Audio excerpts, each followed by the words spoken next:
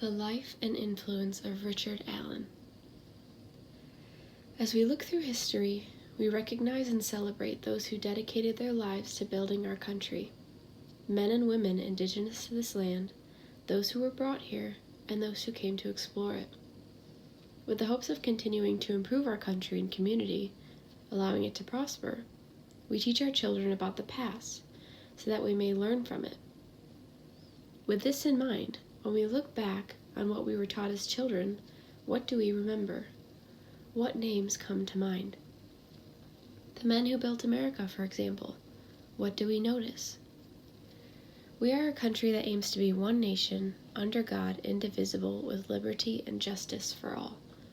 But we cannot hold true to this if we continue to whitewash our history, choosing not to give credit elsewhere where it is due. The men who built America. When we research this topic, there are names that are given to us.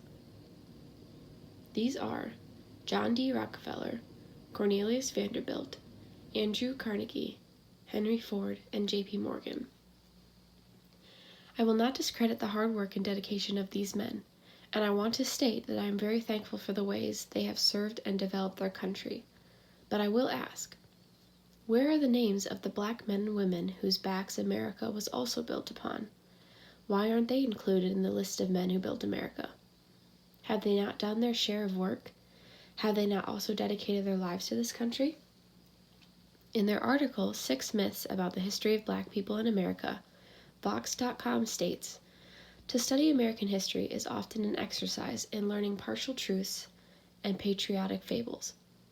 Textbooks and curricula throughout the country continue to center the white experience, with black people often quarantined to a short section about slavery and quotes by Martin Luther King Jr. Many walk away from their high school history class and through the world with a severe lack of understanding of the history and perspective of black people in America.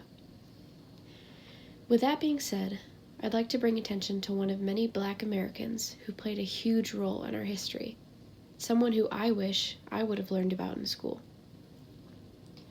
Though he is not known for building an empire or developing the economic industry, he should be recognized as a man who stood for what is right, someone who fought for equality and unity under God. His name is Richard Allen. Richard Allen was born into slavery in the year 1760. He later bought his freedom and is recognized as the first man to establish a black church in 1816, that today has more than 2.5 million congregants. He was a minister, an activist, and a writer. With the help of Reverend Absalom Jones, he founded the Free African Society and helped many black people escape slavery. Allen is said to have influenced civil rights leaders like Martin Luther King Jr. and Frederick Douglass. He passed away in 1831 in Pennsylvania and is buried under Bethel Church. Now that we were able to gain a small glimpse of Allen's life, I would like to read one of his writings in order to demonstrate the character of this godly man, another reason why he should be recognized. The title of this writing is called An Address to Those Who Keep Slaves and Approve the Practice. The judicious part of mankind will think it unreasonable that a superior good conduct is looked for from our race by those who stigmatize us as men, whose baseness is incurable and may therefore be held in a state of servitude. That a merciful man would not doom a beast too, yet you try what you can to prevent our rising from a state of barbarism. You represent us to be in, but we can tell you from a degree of experience that a black man, although reduced to the most abject state human nature is capable of, short of real madness, can think, reflect, and feel injuries, although it may not be with the same degree of keen resentment and revenge, that you who have been and are our great oppressors would manifest if reduced to the pitiable condition of a slave. We believe if you would try the experiment of taking a few black children and cultivate their minds with the same care, and let them have the same prospect in view as to living in the world as you would wish for your own children, you would find upon trial they were not inferior in mental endowments. I do not wish to make you angry, but excite attention to consider how hateful slavery is, in the sight of God, who hath destroyed kings and princes for their oppression of the poor slaves. Pharaoh and his princes with the posterity of King Saul were destroyed by the protector and avenger of slaves. Would you not suppose the Israelites to be utterly unfit for freedom, and that it was impossible for them to obtain to any degree of excellence? Their history shows how slavery had debased their spirits.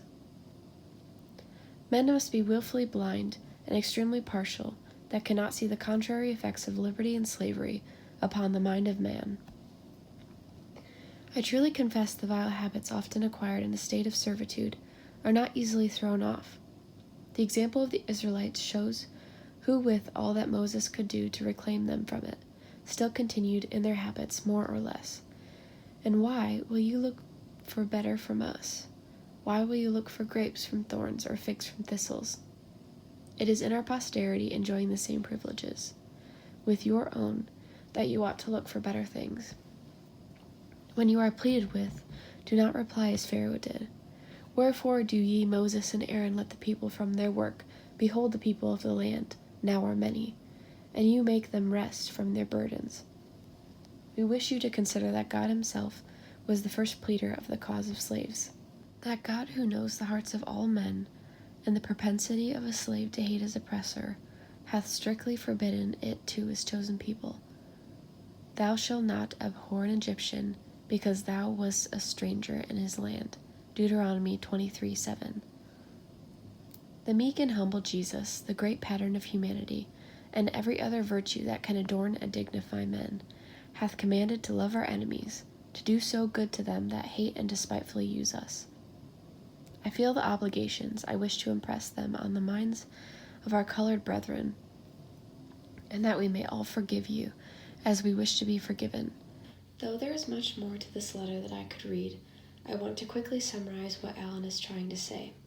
He is pleading with slave owners to understand the importance of another man's life and give them a chance to show that they are just as capable as a white man. He compares them to Pharaoh, asking them to release his people. There has been too much bloodshed, and he prays it will not continue, as we are all equal and valued by our Savior and Lord, who died for us all.